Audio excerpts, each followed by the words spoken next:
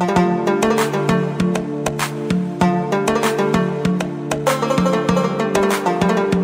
ingin menyampaikan satu ayat di dalam surat 9 ayat yang ke-36. Di situ Allah menyampaikan, Bismillahirrahmanirrahim. Inna iddatash syuhuri indallahi 12 syahra fi kitabillahi yawma khalaqas samawati wal ardh minha arba'atun hurum zalikad dinul qayyim. Sesungguhnya jumlah bulan menurut Allah itu 12 bulan, sebagaimana yang Allah tetapkan pada waktu diciptakannya langit dan bumi, dan diantaranya arba'atun hurum, ada 4 bulan haram. Maksud haram di sini adalah yang dimuliakan. Jadi 12 bulan dalam satu tahun itu ada 12 bulan. Kata Allah dalam Al-Quran dinyatakan begitu. Nah, di antara 12 bulan itu ada 4 bulan yang dimuliakan oleh Allah. Bukan berarti bulan yang lain kagak baik. Ini takutnya ada yang suka apa? Nih jangan keluar wayah gini, ini kagak baik nih. Hari ini kagak baik nih. Kadang-kadang ada yang begitu ya, yang punya keyakinan kayak begitu. Padahal kata Nabi, innallaha bidzannil abdi. Allah mah gimana prasangka kita. Nah, kalau emang kita prasangkanya jelek, jangan keluar hari ini, ntar sial. Benar sial. Ada orang ngedoanya begitu? Kan omongan itu jadi doa. Segala apa yang kita omongin itu jangan sekata-kata. Makanya ukuran baik dan enggaknya kita itu, ukuran keimanan seseorang itu diukur, kata Nabi, man kana yu'minu billahi wal yaumil akhir falyaqul khairan aw liyasmut. Kalau emang ente iman sama Allah dan hari akhir, ngomong yang baik-baik. Kalau kagak bisa, diem. Kan gitu ukurannya udah. Kalau emang orang beriman, ngomong yang baik. Kalau nggak bisa ngomong yang baik, diem. Makanya ada pepatah, kalau diem emas, kalau ngomong perak, diem emas, katanya gitu ya. Nah, istilahnya ngomong yang kagak baik. Kalau ngomong yang baik mah ya kudu diomongin. Kalau ngingetin mah kudu diomongin. Walaupun nantinya kita menanggung resiko yang tidak baik. Itu mah perjalanan dalam rangka amar ma'ruf nahi munkar. Nah, jangan sekata-katanya sampai begitu Nabi menyatakan. Jadi semua bulan itu baik, tapi ada yang paling dimuliakan, yang paling baik, yaitu 4 bulan. Sebagaimana Nabi menyampaikan di dalam hadis Imam Bukhari, hadis yang ke-3197, dan di dalam kitab Muslim yang 1679, kata Nabi, az-zamanu qadistadara kahayatihi. Sejak Allah menciptakan langit dan bumi, setahun berputar sebagaimana keadaannya. As-sanatu isra asyara syahron, dalam satu tahun itu ada 12 bulan, kata Nabi. Minha, diantaranya itu isna asyar arba'atu hurum, ada 4 bulan yang dimuliakan. Salasatun mutawaliyatun, 3 bulan berturut-turut. Mana? Zulqa'dah, Zulhijjah, wal Muharram. Pertama bulan Zulqa'dah, yang kedua Zulhijjah, dan yang ketiga bulan Muharram. Wa Rajabu mudharun, sementara bulan Rajab atau mencil nih. Allazi baina Jumadi wa Sya'ban. Rajab ma antara bulan Jumadil akhir dan bulan Sya'ban. Nah, ini 4 bulan, bulan-bulan ini yang sangat mulia. Yaitu berarti Zulqa'dah, Zulhijjah, Muharram, dan Rajab. Nih, bulan-bulan mulia. Kenapa bulan ini disebut bulan mulia oleh Nabi? Nabi juga enggak sekata-katanya mengatakan bulan ini bulan yang mulia, kecuali di dalamnya terdapat peristiwa dan sejarah yang sangat mulia, yang nanti bisa kita jadikan pelajaran dalam rangka menjalankan hidup dan kehidupan kita, agar bagaimana hidup kita itu sesuai dengan apa yang digariskan oleh Allah dan Rasulnya. Makanya di momentum tahun baru ini, ya, dalam rangka mencari hikmah daripada bulan Muharram dan juga amalan apa yang kita lakuin, kita berkaca dari sejarah para nabi. Karena bulan Muharram ini banyak kejadian-kejadian, bahkan sebagian para nabi itu selalu dikaitkan dengan bulan Muharram. Nah, kita udah maklum lah ya kejadian-kejadian, namun ini dalam rangka muzakarah bersama, kita saling mengingatkan. Nanti kita sambungin dengan kekinian masa kita sekarang ini. Apa saja peristiwa yang terjadi di bulan Muharram? Di antaranya kejadian di bulan Muharram itu adalah diterima tobatnya Nabi Adam alaihis salam. Nabi Adam ini nenek moyang kita, Pak. Bapaknya bapak, udah pokoknya dah. Bapaknya bapak kita. Jadi Nabi Adam ini tadinya menghuni surga. Beliau berada di dalam surga. Kata Allah, silahkan nikmati surga ini. Silahkan apa yang kamu pengen nikmatin, apa yang ada silahkan diambil, difasilitasi, silahkan. Apa mau kamu silahkan ada. Tapi ada satu yang nggak boleh kamu makan, yaitu jauh-jauh. Jangankan makan, dekat juga jangan. Itu satu buah yang dinamakan buah huldi, sebutan gitu. Jangan tuh dekat sama apa? Sama buah yang begitu. Tapi apa yang terjadi? Karena digoda oleh iblis, Nabi Adam tidak tergoda melalui jembatan ibunda Siti Hawa. Akhirnya Nabi Adam tergoda, makanlah buah huldi. Akhirnya Nabi Adam alaihissalam dikeluarkan oleh Allah dari surga. Nabi Adam, Pak, kesalahannya berapa, Pak? 1. Nabi Adam kesalahannya 1, dikeluarin dari surga. Kita banyak salah pengen masuk surga, Pak. Coba kalau kita ngitung-ngitung, imbang gak? Aduh, jauh dah kita. Kalau kita ngitung-ngitung jauh. Nabi Adam salah 1 dikeluarin dari surga. Kita salah banyak pengen masuk surga. Ini kan gak ngimbang. Cuman Allah Subhanahu wa taala Maha Pemurah, Maha Pengasih dan Penyayang. Bahkan pintu tobat Allah itu lebih luas daripada dosa yang kita lakuin. Akhirnya Nabi Adam diusir oleh Allah dari surga tuh, diturunin ke bumi dengan tanpa berbusana. Karena dosa yang dilakukan. 1 tuh dosanya. Sehingga pada akhirnya Nabi Adam ini apa? Bersujud kepada Allah, bertaubat kepada Allah, dan menurut riwayat sujudnya Nabi Adam itu selama 40 tahun. Sujudnya Nabi Adam 40 tahun. Dosanya 1, sujudnya 40 tahun. Sambil beliau beristighfar, dan istighfar beliau itu yang sudah kita tahu, yaitu doanya apa? Istighfarnya, Rabbana zalamna anfusana wa illam taghfir lana wa tarhamna lanakunanna minal khasirin. Itu istighfar Nabi Adam. Berapa tahun, Pak? 40 tahun. 40 tahun. Bahkan riwayat yang lain mengatakan lebih lama daripada 40 tahun lebih. Dosanya 1. Dosa kita banyak gak, Pak? Istighfarnya berapa kali sehari?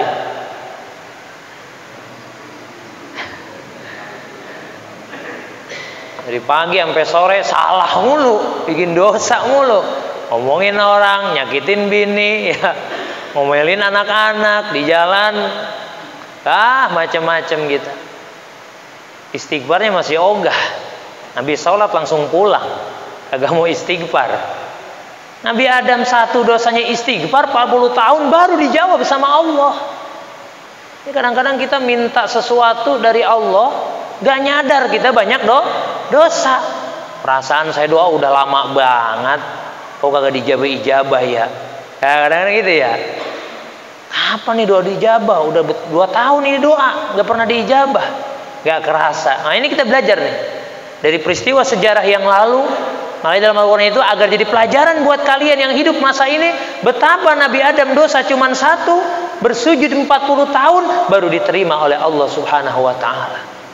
Kita dosa banyak, kadang-kadang doa kita pengen buru-buru mulu, pengen buru-buru diijabah. Nggak diijabah, udah apa? Protes. Udahlah, berhenti aja lah. Duha dari dulu, duha proyek gagal terus, gitu ya. Dari dulu tahajud punya urusan nggak pernah kelar. Udah kalau begitu mah dah berhenti tahajudnya. Nah ini repot nih urusan nih. Nah kita bandingkan dengan kehidupan para utusan terdahulu. Tapi minimal kata Nabi kan istighfar itu sehari berapa? 100. Minimal istighfar sehari itu 100. Karena Nabi menyatakan aku tidak pernah kurang istighfar itu sehari 100. Tapi kalau ngikutin amalan-amalan imam-imam terdahulu seperti amalan Imam Al-Ghazali, ya, Ahmad bin Hambal, itu kan istighfarnya luar biasa. Sampai ribuan gitu kan. Nabi nggak usah 100. Ya, berarti minimal kita lebih dari Nabi. Karena Nabi mah istighfar 100 gak punya dosa, Pak. Nabi mah dimaksum. Dipelihara walaupun beliau punya dosa, dijaga, dipelihara oleh Allah dan diampuni dosanya oleh Allah. Ya. Tapi istighfarnya nggak kurang sehari semalam berapa? 100 kali. Kita mah belum dapat jaminan masuk surga, kagak dapat cap dosa kita diampunin. Kadang-kadang istighfar kita masih kurang. Paling enggak nih lagi sholat 33 dah ya. Astagfirullahaladzim, astagfirullahaladzim 33. Tar asar johor 33, asar 33, maghrib begitu juga subuh. Apalagi kalau mau tahajud salat malam, istighfar dah sebanyak-banyaknya. Insya Allah dosa-dosa kita diampun. Kan walaupun dosa kita banyak, kalau pahala banyak Pak ngebanding. Ya walaupun dosanya banyak, kalau ditimbang pahalanya lebih banyak masuk surga, karena dosa kita hilang dengan pahala kita. Oleh karenanya di bulan Muharram ini amalan yang paling utama apa Pak? Membaca istighfar. Dan ini dilakukan oleh para nabi. Pertama dilakukan oleh Nabi Adam alaihissalam, dan pas bulan Muharram, ya tanggal 10 Muharram, selama 40 tahun itulah baru Nabi Adam tobatnya diterima oleh Allah Subhanahu wa taala, kemudian dipertemukan dengan ibunda Siti Hawa di mana? Di daerah Makkah Al-Mukarramah. Pasnya kalau yang udah berangkat haji ada namanya Gunung Jabal Rahmah. Menurut riwayat, menurut kisah dan sejarah, beliau dipertemukannya di situ dengan ibunda Siti Hawa setelah bersujud selama 40 tahun. Makanya nih dari mulai tanggal sekarang nih, dari kemana atu ya, terus selama Muharram banyakin istighfar, banyakin minta ampun sama Allah atas dosa-dosa yang kita lakuin ya, agar mudah-mudahan kita menjadi pribadi yang lebih baik lagi.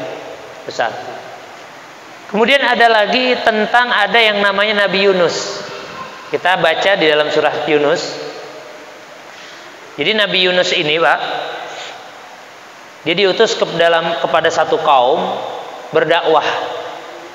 Selama beliau diutus nih kaumnya bader banget nih. Sehingga Nabi Yunus berdoa sama Allah.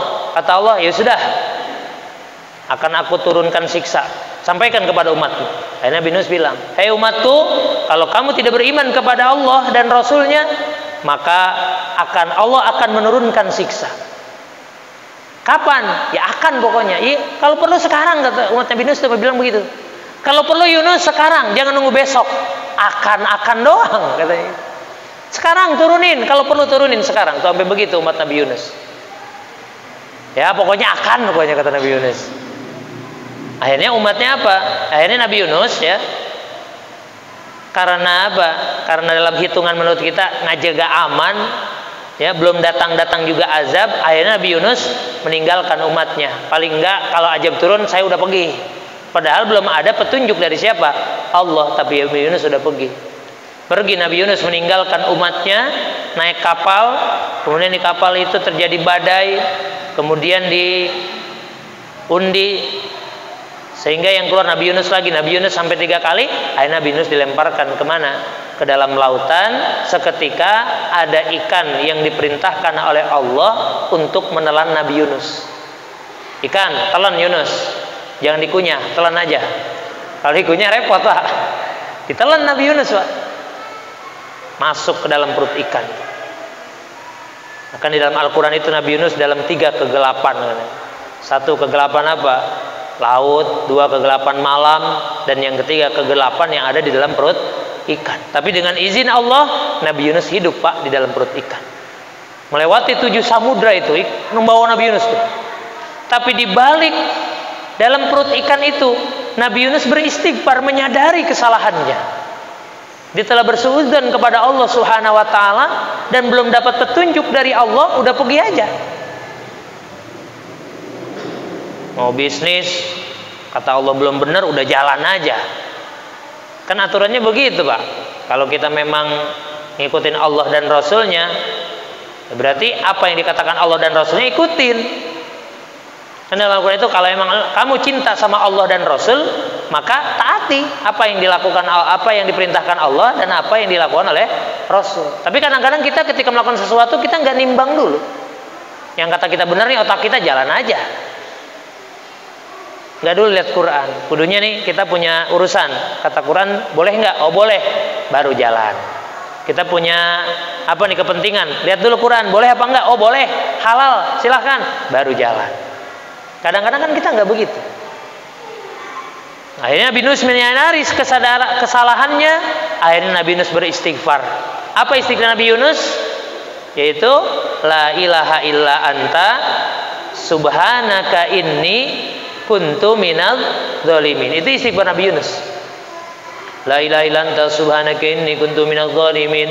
Terus dibaca oleh Nabi Yunus. Karena ternyata apa Pak? Ternyata umatnya Nabi Yunus ketika langit sudah mulai gelap, tuh umatnya Nabi Yunus tuh berbalik Pak. Wah kayaknya azab turun nih, bener turun nih.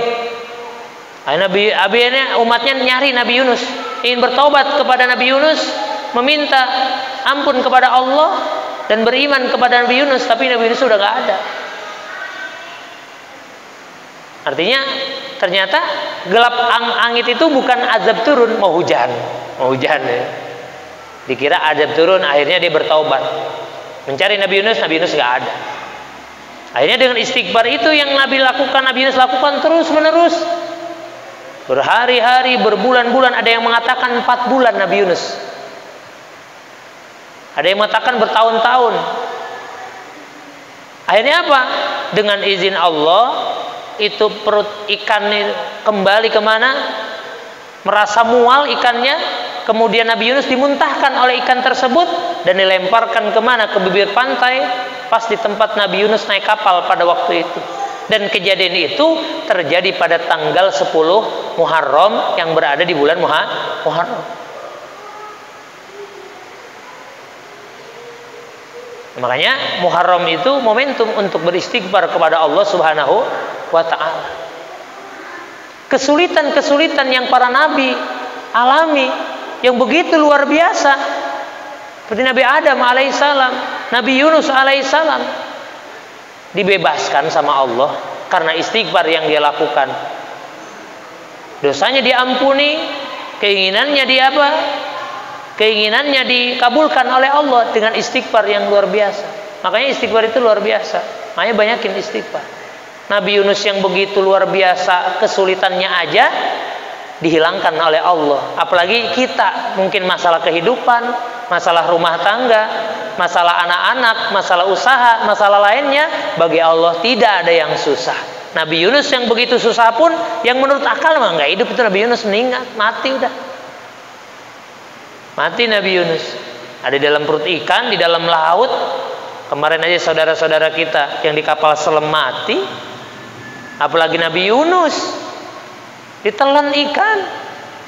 Tapi dengan izin Allah, karena segala sesuatunya la haula wala quwata illa billah. Tapi bagi Allah, kalau Allah pengen, idza arada syai'an ayyaqula lahu kun fayakun. Allah tinggal bilang. Nah, itu syariatnya daripada istighfar Nabi Yunus alaihissalam, la ilaha illa anta subhanaka inni kuntu minadz zalimin. Keluarkan Nabi Yunus dan bertemu dengan umatnya, kemudian umatnya beriman kepada Nabi Yunus, maka hiduplah Nabi Yunus dengan penuh kegembiraan dan kebahagiaan. Kemudian kita dengar lagi kisah Nabi Nuh alaihissalam. Tahu Bapak Nabi Nuh? Kenal Pak? Kenalan di mana? Menurut sejarah, Nabi Nuh itu berdakwah selama 950 tahun. Kemudian yang imannya berapa, Pak? 40 orang menurut riwayat. Berarti kalau dakwah 950 tahun, kemudian yang iman 40 orang, berarti berapa lama, berapa tahun, berapa orang tuh ya? Jatuhnya bisa 10 tahun berapa orang itu ya?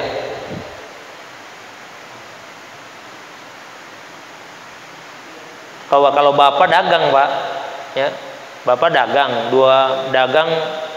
5 tahun, yang belanja cuma 1 orang, berhenti gak Pak dagang? Berhenti, Pak.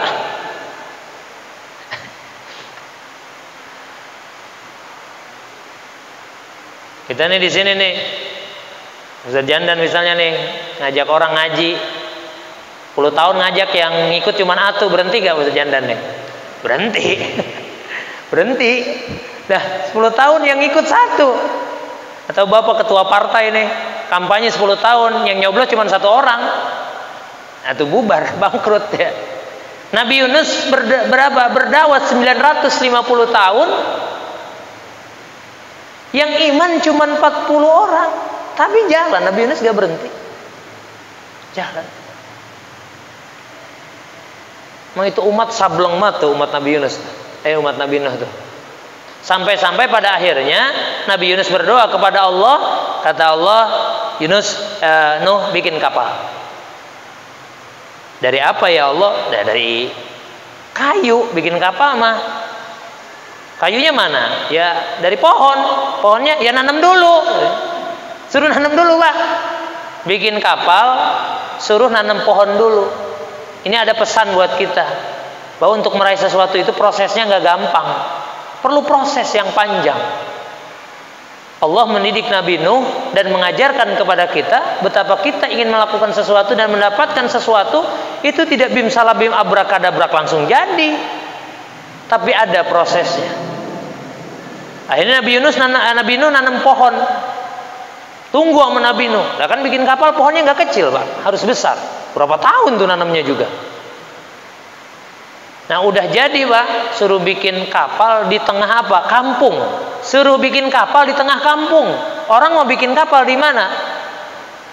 Deket laut, supaya gampang ngedorongnya. Ini di tengah kampung. Kampung di tengahnya suruh bikin kapal. Karena Allah yang nyuruh. Allah yang nyuruh. Mau ngerti mau enggak, mau dimengerti sama akal kita atau enggak, jalanin kalau Allah nyuruh mah. Karena setiap yang Allah suruh pasti benar. Dzalikal kitab la raiba fi. Al-Quran mah nggak ada keraguan-raguan, apa yang dikatakan Quran benar pasti terjadi. Itu harus yakin dan ditanamkan dalam diri orang-orang Islam. Pasti jadi. Makanya tanpa pikir panjang, Nabi Ibrahim suruh motong Nabi Ismail, potong. Suruh bikin kapal di tengah kampung, bikin. Sampai pada akhirnya umat Nabi Nuh makin apa, Pak? Makin geleng-geleng kepala. Wah, Nuh udah mulai sinting katanya. Udah apa? Frustasi tuh. Ngajakin kita buat ngikutin dia kagak ngikut-ngikut. 950 tahun. Wah, gila nih Nuh. Akhirnya apa, Pak? Umat Nabi Nuh itu, Pak, kalau Nabi Nuh dakwah kupingnya dipampetin, Pak. Telunjuknya dimasukin ke kuping. Kalau ceramah Nabi Nuh gini di kuping. Enggak dengar. Diam tapi kupingnya dipampetin. Akhirnya pelan-pelan Nabi Nuh bikin apa? Bikin kapal. Jadi Pak. Ini luar biasanya lagi umat Nabi Nuh, Pak. Ketika kapal itu mulai jadi, mereka ramai-ramai setiap akan buang hajat, mohon maaf, pasti datang ke kapal Nabi Nuh. Asal mulas-mulas datang ke kapal Nabi Nuh. Buang. Udah dapat berapa tumpuk, balik. Ada yang mau hajat lagi, buang lagi, sampai penuh dengan najis tuh kapal Nabi Nuh. Sehingga suatu saat sampai apa? Sampai orang yang udah stroke nggak bisa jalan, pengen buang hajat di mana? Di kapal Nabi Nuh. Masya Allah, itu perjuangan, Pak. Ngajakin orang bener, jangan putus asa, jangan putus harapan. Ingetin istri, walaupun istri protes mulu, padahal kita bener nih apa yang katain nama Allah. Disuruh ngaji, suruh belajar, suruh ibadah, tetap aja biar sabar dulu. Sabar aja dulu. Itu prosesnya begitu. Ini kadang-kadang mungkin nih di antara kita ada yang sudah mulai rapuh hati ini ya. Apa misalnya ngebenerin anak gak bener-bener, ngebenerin istri gak bener-bener, ngasih tahu keluarga gak bener-bener, ngasih tahu jamaah mungkin gak ngikut terus. Jangan putus asa, itu resikonya. Biasa aja. Memang itu resikonya begitu. Jangan saya mundur aja dah, jangan, awas. Jangan. Istighfar kepada Allah Subhanahu wa taala. Itu resiko berjuang begitu, resiko perjuangan begitu. Mengajak orang ihdinas siratal mustaqim begitu. Sampai buang hajat tuh orang yang lumpuh ingin berpartisipasi lah istilah katanya. Akhirnya apa? Bener, menggempor, ngesot sampai ke sana juga, buang hajat. Pas dia buang hajat mau apa? Mau berdiri kepleset Pak, jatuh ketumpukan apa Pak? Ketumpukan kotornya sendiri. Waduh, jatuh. Pas bangun Pak, dengan izin Allah itu stroke-nya sembuh. Stroke sembuh. Lah, sembuh seketika. Pulang dia. Nah, orang lihat-lihat, orang kampung pada lihat, lah itu sembuh. Kenapa sembuh? Tuh, di kapal Nuh katanya ada obatnya. Gara-gara itu saya sembuh. Masih banyak gak? Masih banyak. Orang pada sekampung pada di situ semuanya.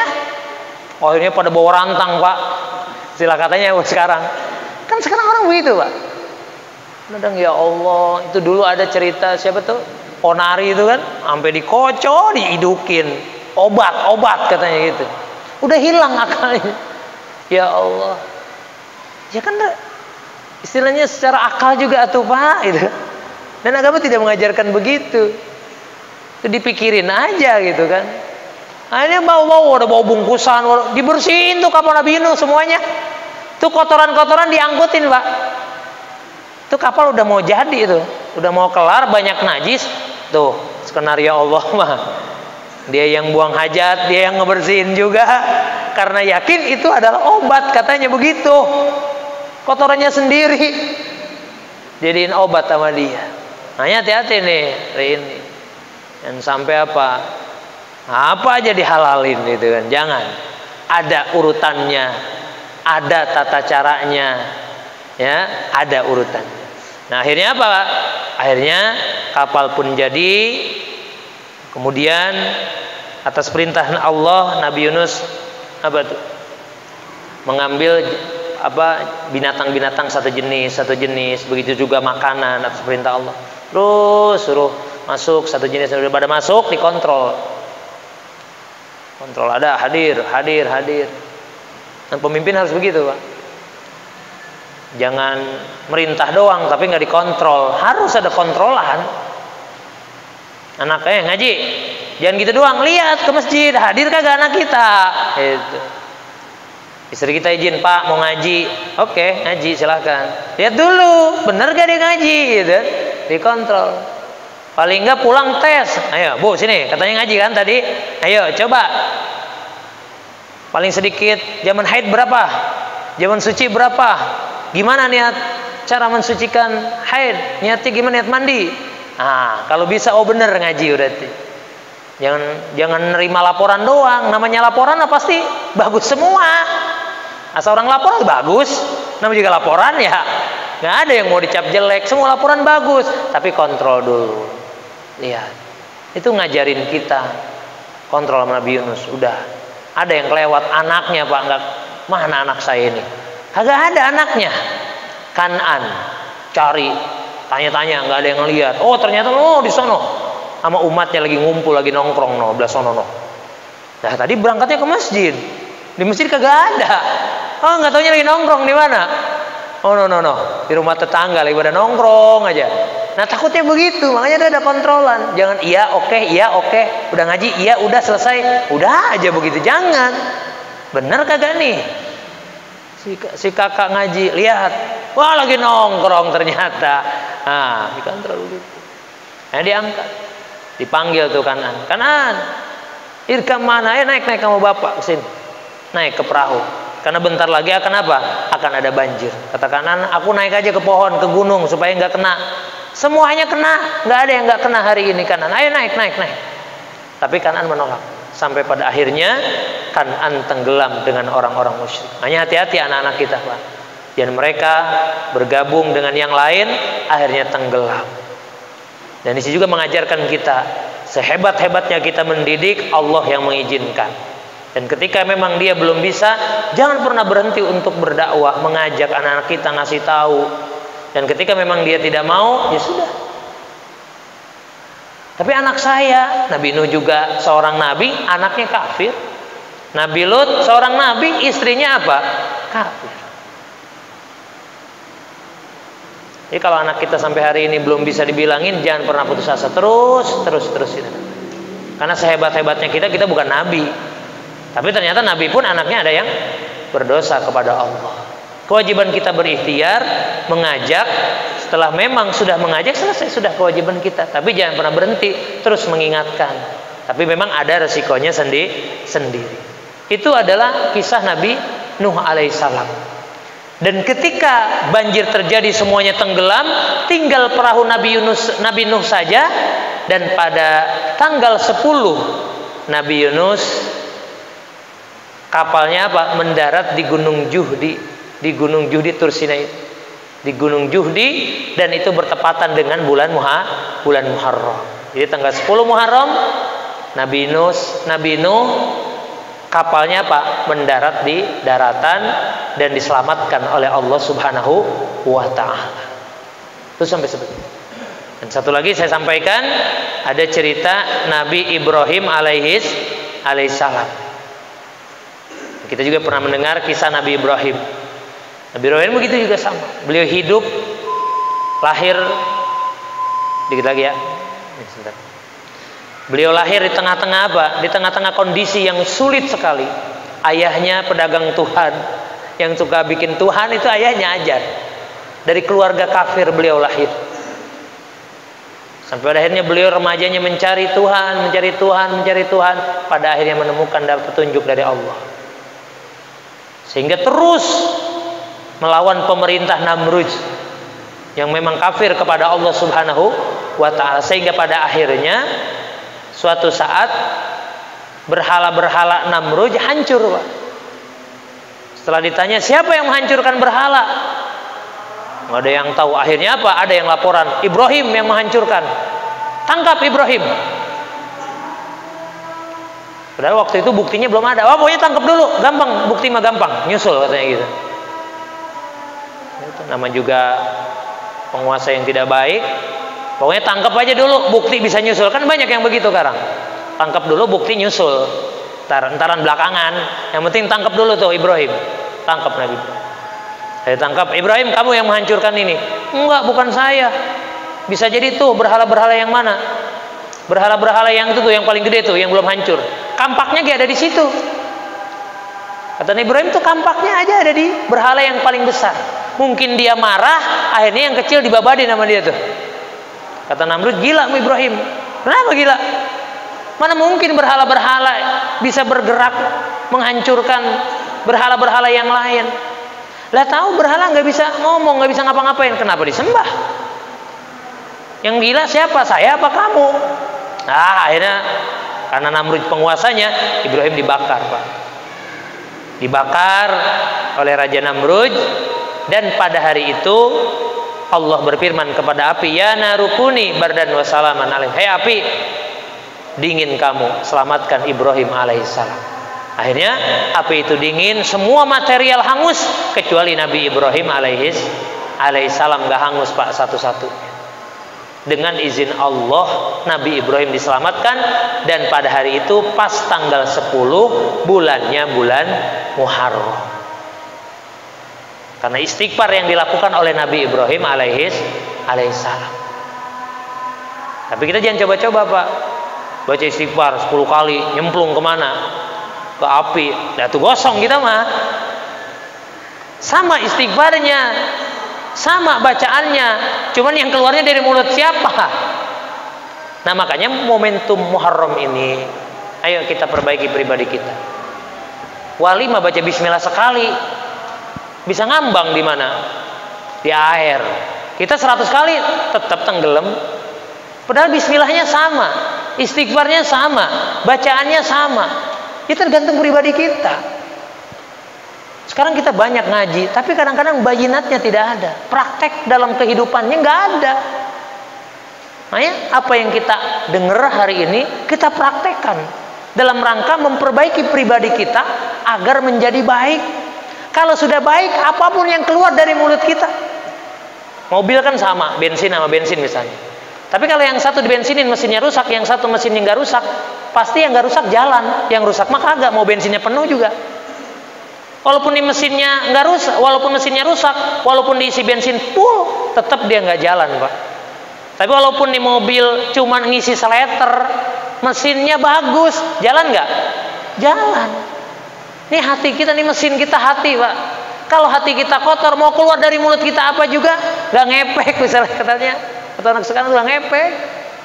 Ayo perbaiki diri kita, hati kita, jiwa kita, badan kita, semuanya kita perbaiki. Momentum apa? Hijriah ini. Karena dulu Nabi hijrah dari Mekah kemarin, kan hijrah itu pindah dari satu tempat ke tempat yang lain, itu secara lugot. Kalau secara istilahnya pindah dari yang tidak baik kepada yang baik. Nabi pindah dari Mekah ke Madinah. Kalau kita udah hijrah Pak nih, dari tidak baik menjadi baik, lihat Nabi pindah dari Mekah ke Madinah. Yang tadinya nggak punya kekuatan di Mekah, pas hijrah kekuatannya luar biasa. Dulu ekonominya kurang baik di Mekah, setelah pindah ekonominya luar biasa. Dulu persaudaraan di Mekah itu rapuh, pas hijrah ke Madinah luar biasa persaudaraannya, sampai mau mengorbankan dirinya demi saudara-saudaranya. Lebih mementingkan saudaranya daripada dirinya sendiri. Itu gara-gara hijrah. Ada perbaikan yang sangat luar biasa. Bahkan seorang cendekiawan Eropa, saya baca di buku itu, zaman itu seharusnya itu lebih modern. Itu sangat modern, maju lebih beberapa langkah pada waktu itu di zamannya. Jadi zamannya itu sebenarnya nggak semodern itu, cuman ternyata mampu semodern itu. Jadi zaman itu sangat modern sekali dan tidak sesuai dengan zaman pada waktu itu di masanya. Jadi lebih maju daripada peradaban zamannya, dari zaman itu sendiri. Jadi luar biasa sekali. Itu dari hijrah.